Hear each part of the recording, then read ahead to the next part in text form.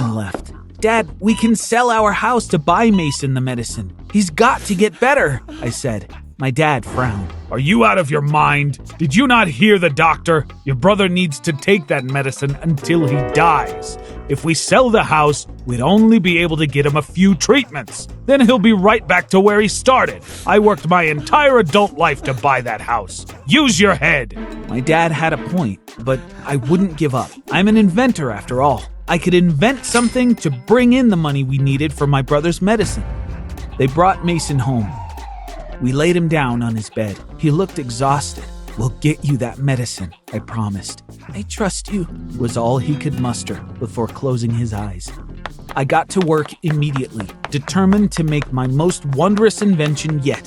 Until that time, I'd never had to think about making money with my inventions. My only focus had been problem solving. But this time, my design needed to generate at least $100,000 per month, which equals $1.2 million a year. I'd face my biggest challenge yet, but I had to do it. For Mason. We started eating microwave meals after my mom's passing, so I had an idea. A portable microwave. People could use it to heat or cook things while at a picnic or camping. After considering it, I realized developing and rolling out the product would take months at best. I didn't have that kind of time. I had to find a faster way to make money.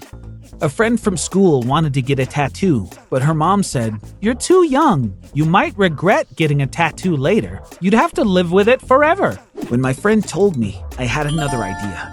I could invent a chemical that removes tattoos. Thanks to my invention, they could get rid of the tattoo whenever they wanted to. No one would have to worry about regret in the future. I immediately started taking notes. The tattoo remover needed to be liquid. It was to be sprayed over the existing tattoo. It would make the tattoo ink evaporate, so there would be no tattoo left on the skin.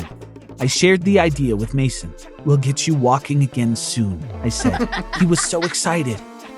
I began doing research online. I had to find out how tattoo ink worked. A week later, I knew everything there was to learn about the chemistry of tattoo ink. Developing a chemical tattoo eraser was the next step. I set up a simple lab in my room, bought guinea pigs, and ordered a ton of chemicals from online supply stores. I worked night and day, developing different chemical formulae and experimenting on guinea pigs. Unfortunately, I was unsuccessful. I couldn't crack a chemical formula that erased tattoo ink.